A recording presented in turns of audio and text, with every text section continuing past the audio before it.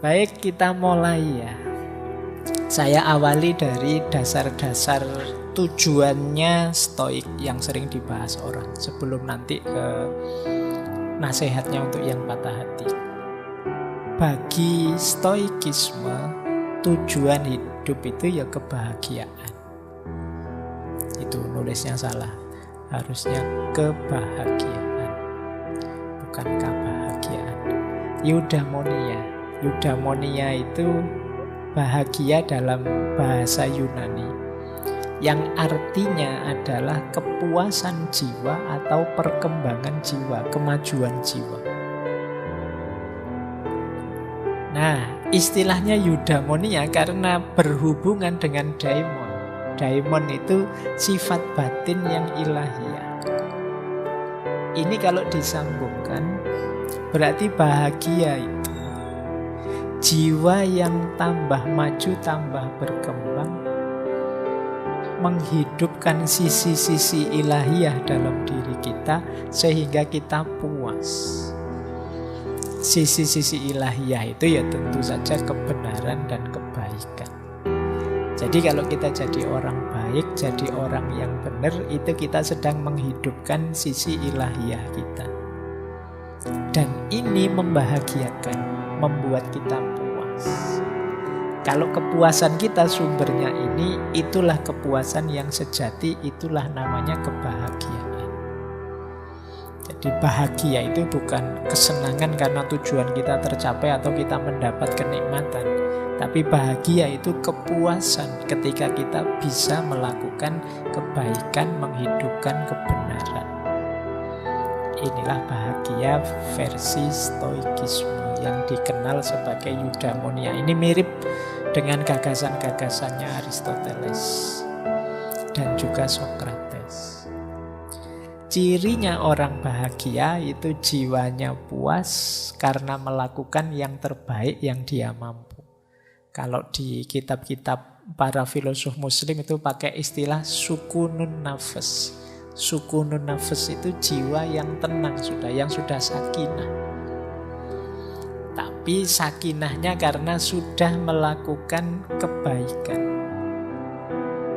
Tidak hanya kebaikan, tapi sudah memberikan yang terbaik dari dirinya dalam kebaikan. Itulah kebahagiaan yang sejati. Kok saya belum merasakan kebahagiaan yang sejati, Pak, ketika melakukan kebaikan? Rasanya kok masih beban, rasanya kok masih berat. Berarti jiwa kita masih harus diperbaiki. Jadi masih harus ditata ulang. Katanya siapa sedekah itu membahagiakan, saya malah menyesal ya, Pak. Kehilangan uang banyak saya. Berarti ada yang harus diperbaiki dari jiwa kita. Harusnya kita malah puas, bahagia, bisa membahagiakan, bisa melakukan kebaikan sehingga bahagia, bisa menolong orang sehingga bahagia. Kok belum bahagia, masih merasa beban, masih berat, ya berarti jiwa kita masih harus dikelola lagi.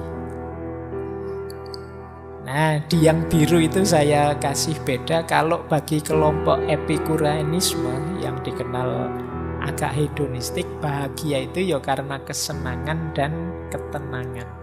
Tapi bagi kelompok stoik, bahagia itu bukan karena kesenangan atau ketenangan, tapi karena kebajikan. Namanya arete. Kalau ketenangan ataraksia, kalau kesenangan itu hedonia. Makanya orang yang hanya mencari senang namanya orang hedon. Dulu kena kita bahas hedonisme. Kalau versinya kelompok epikureanisme, Epikuros dan kawan-kawan, ya bahagia itu kita senang terus puas dan tenang. Tapi kalau kelompok stoik, keywordnya bukan pada senang atau tenangnya, tapi keywordnya pada kebajikannya. Kalau hanya kesenangan dan ketenangan, bisa saja orang setelah melakukan hal buruk dia senang, terus tenang saya. Ada orang tertentu kan begitu. Sudah nonton video yang tidak boleh tapi kamu senang. Asik nih video ini dan kamu tenang kalau sudah lihat. Kalau belum lihat kamu belum tenang. Di share down linknya dia kan. Itu kan jenis kesenangan dan ketenangan juga, tapi negatif. Maka kata kelompok Stoik, enggak. Kuncinya kebahagiaan itu jangan hanya pada kesenangan dan ketenangan, tapi pada kebajikan. Yang menenangkan dan menyenangkan kita itu harusnya kebaikan.